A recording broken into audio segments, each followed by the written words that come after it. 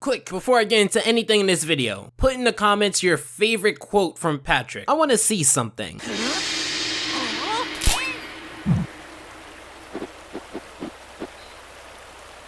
Maybe I'm wrong, and there are a lot of quotable moments from Patrick that the casual fans know that are past like season 6 or 7, but I'm willing to bet that a lot of those quotes that people know, more of them come from the first half of the series, not the latter half. And to that, I have to ask, is Patrick still even funny anymore? Well, I wanted to find one of the latest episodes to have Patrick as a main character, and that is the Goofy Newbie. We see the Goofy Goober's ice cream party boat, and even though this isn't the first time on the series, I've always thought, why wasn't such an iconic setting within the SpongeBob universe ever really used? Well, according to Vincent Waller, it's because Paramount Pictures was like, no. And while confusing, that's the game that all of these studios play when it comes to exclusivity. So you got a little of Patrick, a little of ice cream, surely you see what kind of jokes are gonna be made here. Hey, you sampled every flavor we have. Will you please just pick one? Not so fast! I would now like to sample combinations of flavors, and I would like you to use my spoon! And it's not like I don't understand why they do these jokes in the first place, it's built into his character, but when I look at other shows on today, characters can have a defining trait and be more than that trait quite easily. One of my favorite Patrick-related jokes of all time, the wallet joke. You've probably seen it a ton of times. On the surface level, it's haha Patrick dumb, but to me why it works so well is that Man Ray carries the joke so that when Patrick speaks, it's hilarious each time. Aren't you Patrick Star? Yep, And this is your ID. yep. I found this ID in this wallet. And if that's the case, this must be your wallet. That makes sense to me. Then take it. It's not my wallet. 10 out of 10. Take my money. Take my entire house. The cashier, realizing that Patrick has sampled the entire Baskin Robbins 31 flavors and hasn't even picked up 31 cents yet, let alone a wallet, calls security and has Patrick escorted out of the building. So of course, 2 employees come out and guess what? They're eating ice cream. But get this, Blueface over there can't get over the fact that they have ice cream basically all the time when they're on break. I can't believe Goofy Goober's employees get to eat all the ice cream they want on this job. Yeah, but the rule is only on the first break. And for lunch. And on the second break. Isn't it great that Patrick was dumped out right before the employees were on break? Isn't it great that Patrick got the information hand-served to him? Isn't it great that they shout this from the rooftops? Isn't it great that for a job that basically serves all ice cream, that you can eat ice cream here, and there's still a job opening for it? Guys, at least have them make it seem like this is just a passing thing in the conversation. Maybe one of them hates kids and they can pull up their elbow and you can see like a kid like gnawing into their arm and they're like, these sugar-fueled snot rockets are the bane of my existence, but at least I get the best ice cream in Bikini Bottom on break. And then you can have the other guy go, I'm the father of 3, I love kids, this is just a small perk. And then Blueface can go, oh, are you giving ice cream to your kids? And he stutters and he's like, did I say father of 3? I meant fatherly. I don't have any kids at all. And he throws a photo with his family on the ground and you see their smiling faces on the floor and then a tear comes out of the frame of one of the kids. See, that's funny. But this is a petting zoo and you're feeding a goat via your hand. You're hand feeding me. I don't find all of that too good. Wow! Ice cream all day!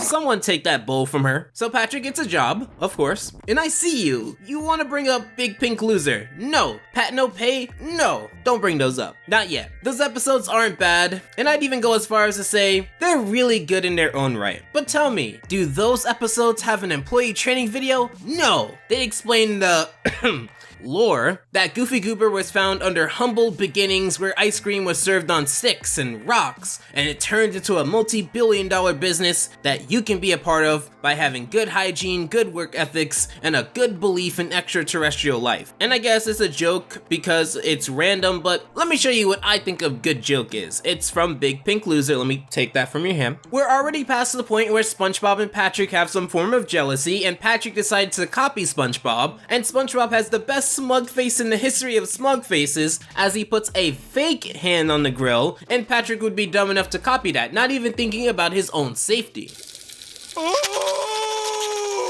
It works because SpongeBob has an incredible reaction to Patrick actually burning himself, putting himself through pain to get this award. That's why it's funny. Here it's good hygiene, good work ethics, believe in aliens. It was the old times, so people ate food on rocks and sticks. They don't even show an old person eating it, like the crunch alone probably could have saved this. Even if you were to say, well Jay, maybe it's showing off the history and lore of the place. Yeah, good luck with continuity in a show in which it's only referenced, not built upon, and has set the precedent that it will retcon it at any time for any reason. So when you have those so-called jobs, you gotta do these so-called tasks in order to get so-called paid. And that may be a problem with our C-Star here. You will be washing dishes today. What do you think of that?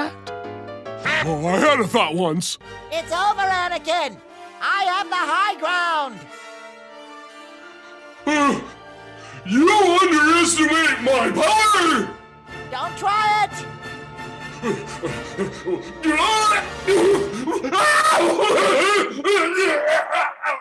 Now Patrick does clean the dishes, but at the cost of whatever was inside his mouth. We're 3 minutes into a SpongeBob episode and it's been jokes about eating, jokes about eating, jokes about eating, jokes about aliens, jokes about technically not eating, but Patrick using his mouth to solve his issues. So basically within the same stomach of logic. Do you remember the episode The Card? So within that episode, Patrick says that he doesn't want SpongeBob to expect his same brand of stupidity. He likes to mix it up and keep him on his toes. And regardless of if you like or dislike his mindset on that, what happened to that? Why are most of these jokes from the same thought? Well, let it be known today that somehow, through the planets and stars aligning, we get one joke from Patrick that doesn't directly involve eating. Modern science can't figure it out how they managed to make a joke that doesn't revolve around Patrick eating ice cream. The manager tells Patrick to put these ice creams in the freezer. Patrick, seeing the freezer is too cold for his liking, turns up the heat, which causes it all to melt.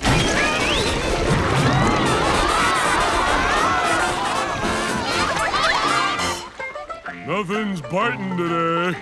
Newbie, why would you turn the heat on in the freezer? Oh, it was freezing in there. And guess what? It's the best joke in the episode. Would you look at that? The joke that goes around the obvious ended up being the funniest joke within the episode. I mean, I'm no PhD Nickelodeon writer, I'm just a lowly review boy, but something tells me that I'm not the only one over the most basic Patrick eats a thing jokes. However, if one issue is that just Patrick eats a thing on repeat, the other is the manager. There's no setup and the straight man here is basic. I get it, we're at an ice cream parlor, but this man doesn't have to be vanilla. All of his reactions are so underwhelming for someone who's seeing this multi-billion-dollar business be treated as a joke. Throw some toppings on this man. Why is he so bland with his reactions? The business is crumbling under the subpar starfish, and his one-track mind reacts as if his bottle cap to his zero-calorie Dr. Pepper fell under his desk. Like, give this man some life. Throw him in the kitchen. Put him under the heat. This should be easy for you. You just walk around as Goofy the Goober and wave to the kids. A word of warning.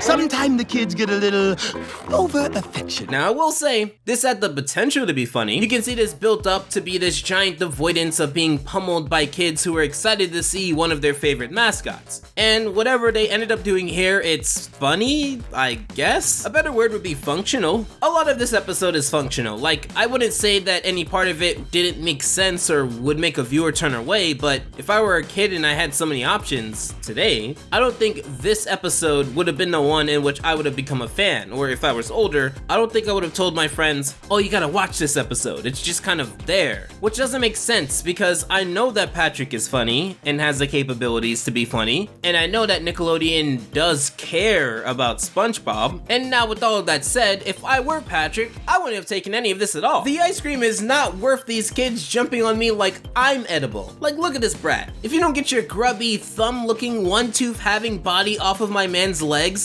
McDonald's is gonna start serving snack-sized fish fillets. And look at this one. That's a nutcracker. If the Goofy Goober is real, wouldn't this be killing him? Like, the idea is that you respect the yellow M&Ms, right? The little mascot dude. Not that you would want to take a bite out of him if he was real. Unless I have it wrong, and that's what everyone around me thought food mascots were. These kids would have been suplexed, and I will not apologize for that.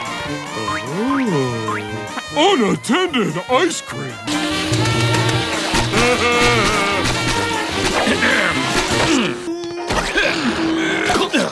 I think you you better go home and clean up. Oh my god, a joke about eating? I didn't expect that. Except, this one is actually kind of confusing, and also eye-opening at the same time. The same starfish who would eat anything in plain sight without thinking about it has the same self-control to be able to save all of the ice cream within his mascot suit, not even thinking about eating any of it until he's on break. The same starfish who had an ice cream in his mouth, now that I think about it, but the same starfish who multiple times in this episode asked when he can eat the ice cream is the same starfish that you and I know who wouldn't have just ate it then, but I'm not supposed to think about that. Right, Patrick confronts SpongeBob about his lack of ability in working. Luckily, SpongeBob comes to save the day, and by that I mean he does all of the work to get Patrick his ice cream, and by all of the work, I do mean all of the work. I do want to say, for the record, there was one more non-eating joke that actually was good. If you put your arms behind you, I can be your hand. So when I scoop ice cream, I'll do the scooping. and when I give change, I'll do the counting. and when my butt itches, Yeah, I'm not doing that. Once again, not bad. 2 jokes that don't revolve around Patrick eats a thing. Wow, you're really keeping me on my toes with this, what is it again, a kid's cartoon? However, let's focus in on SpongeBob here. This man literally went from being the top employee of the Krusty Krab to being the best employee of Goofy Goobers during his off hours of the Krusty Krab. That is the most amazing thing about this episode. This man is criminally underpaid. Great job, newbie. Now you can take your first break. Sure you can handle that ice cream all by yourself? Silly question. Yes, it was a silly question. Of course Patrick can. In fact, why stop there? Why not have Patrick eat all of it? Eat the chairs, eat the kids, eat the entire boat, eat the road, eat the city, eat the world, eat the observable universe.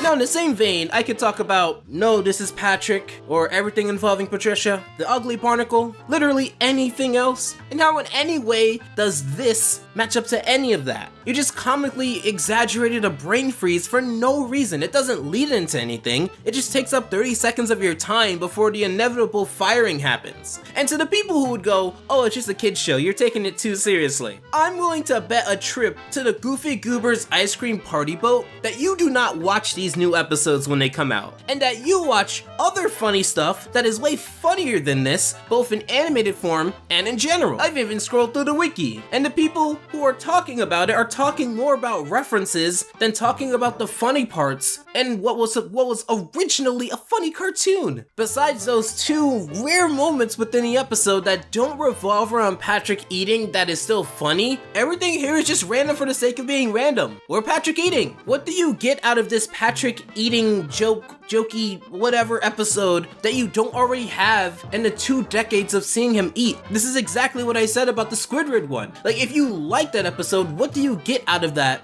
you didn't already get in like the 50 or 60 episodes that do the exact same thing? Look, is Patrick so funny? He has the potential to be, but so far in these recent seasons from what I've been watching, he's been underutilized as the show's glutton. So I would say not as much as he should. Watch Pat No Pay instead. In fact, I would even go as far as to say watch Big Pink Loser instead, and wait for an episode that doesn't have Patrick being a glutton full stop. Until then, thank you so much for your time.